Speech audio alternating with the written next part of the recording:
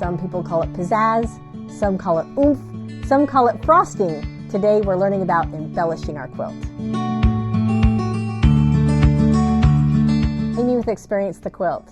Today we're going to finish, well, I shouldn't say finish because we haven't finished the quilt really, but we're going to the next step and we're going to embellish your quilt. There's lots and lots of different ways to embellish, but we're going to talk about 3 today. And then I'll do some more videos later on that will teach you some other ways that you can embellish your quilt in many more ways. So I'm starting out with, I saw these rays and I wanted to add a little sparkle to them. And it's good when we have an applique to stitch down the edges. So I decided to pick a stitch that is what I call a bird's feet stitch. I don't know what it's really called, but that's what I call it because it looks like little bird feet crossing each other.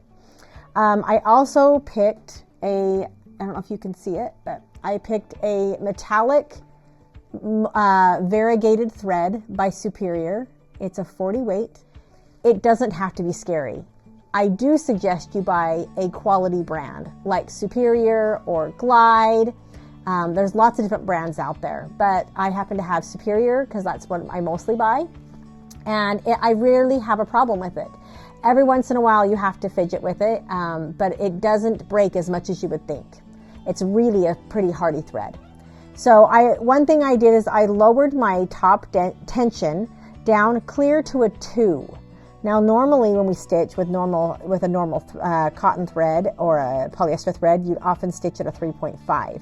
But when you're doing a fancy stitch, you always reduce your tension. And when using metallic, you really want to reduce your tension. So I played with it till I was comfortable with a 2 and I wasn't pulling up my bobbin thread any longer.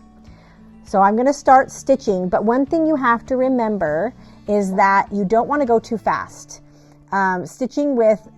Going too fast will start to pull that bobbin thread up too much as well. And so I keep my speed on a little bit slower speed. But I'm going to line it up so that where my 2 fabrics meet are going right in between the slot of my foot. That's how I line it up, so I can just make sure that I keep it nice and in the middle. And it's okay if you wobble.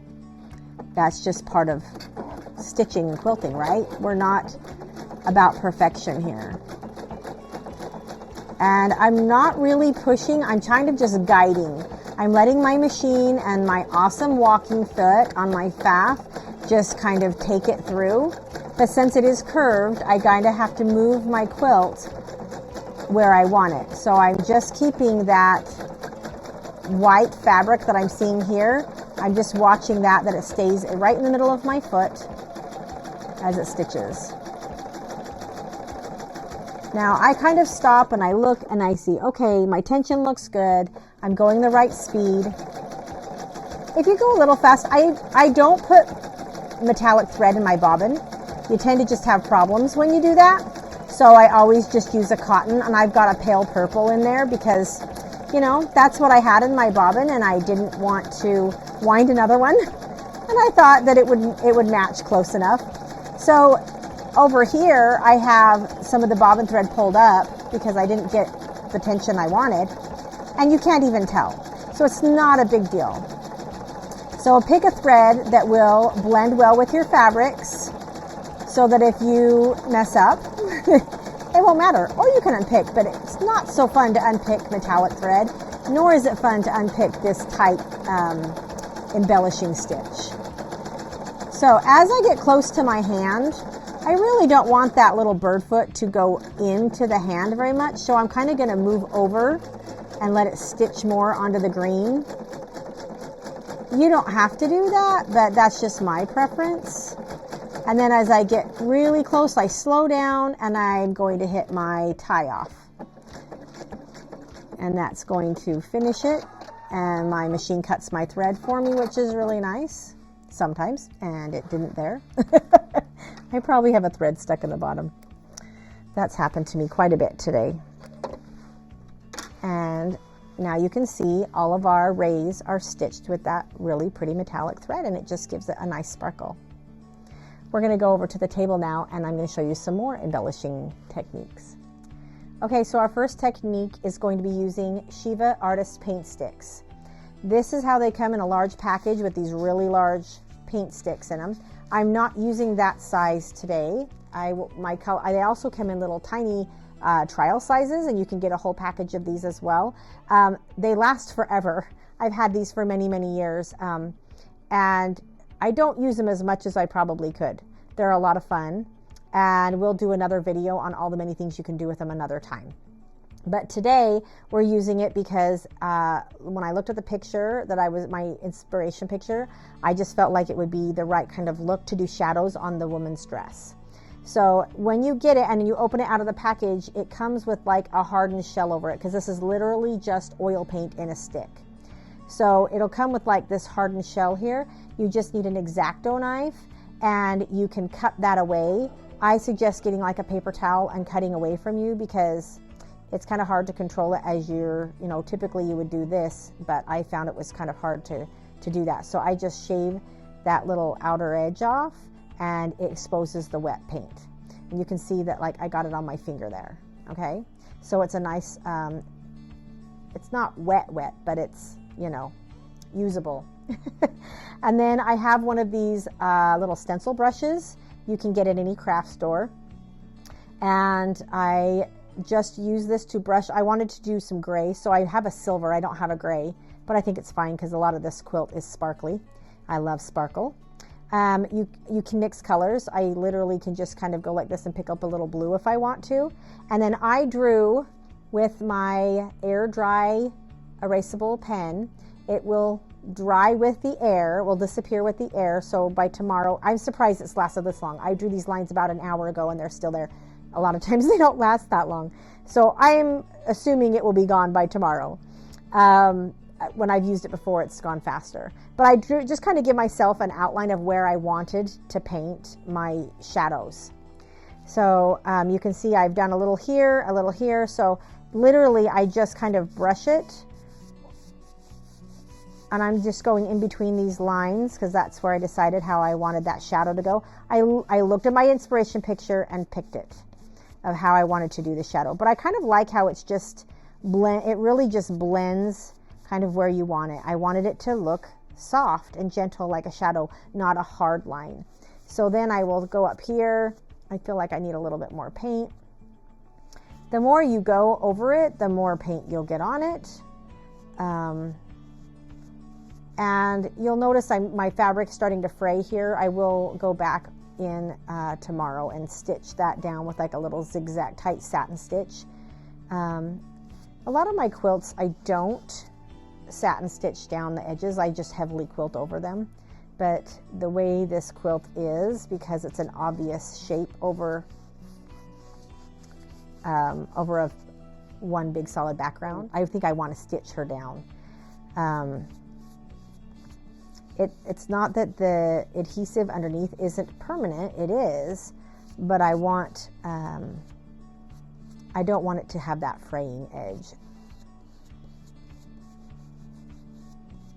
So I'm just kind of following along where I want a little bit of, if you want a finer shadow or something smaller, you can take these bristles and cut them down, and so you'll have a tinier stencil. You can buy tinier ones, but I've also just cut them and made it a smaller stencil brush so that you can get it right where you want it. But right now I'm just going to kind of use the edge to get a little bit of shadow right here and a little shadow here. I don't want them super obvious. I do want her to look like she's in white still, not gray all over. But this is supposed to just give it that contour so you can see that she has 2 arms and not one big blob. Things like that. It's really fun. I've used these paints in a few different quilts that I've done, and they've been really fun. We'll do another video on some other fun things you can do with those later. So there, I've got my shadows pretty much how I want them. I might come back in and do that a little bit more. So next we're going to do her hair, and her hair had some like highlights and lines to give it some detail. And so I played around. And one thing I wanted to mention was that it's really great to have extra pieces of scraps from the quilt so that you can practice on it. Like, I didn't know what color I wanted and how it would look, and I don't want to just immediately do it on this quilt. It could ruin it. So I have some scraps that I practiced on so that I could figure out what color I wanted. So that's really handy to have. So next we're going to talk about some fabric paints. This is Neopaque by Jacquard. It is an opaque light body acrylic. So it's thicker than the Dynaflow that I use to dye my fabrics. This fabric and the brown were done with Dynaflow. It is very much like a watercolor. I used some brown Dynaflow because it was the brown I wanted. The other brown paints I have were not the color I wanted.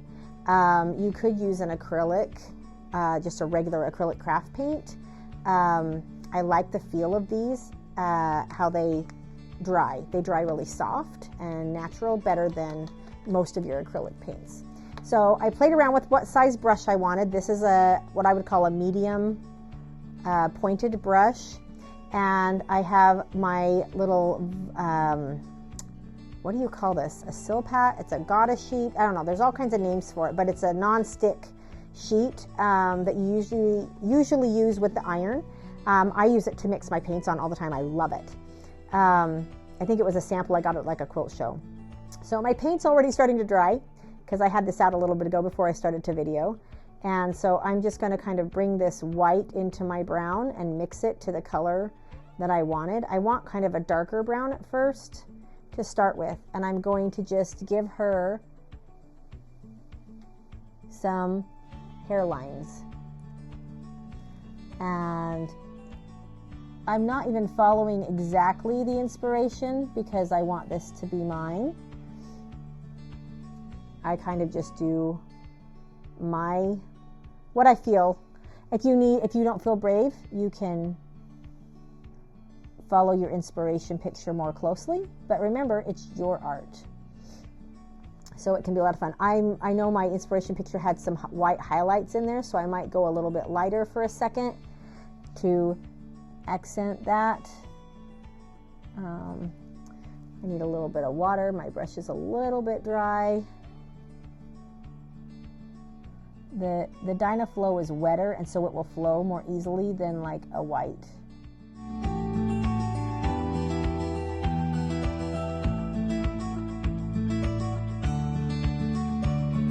So now that we've finished putting the frosting on our cake, on our quilt, next step, I'm going to teach you how to do some free motion quilting.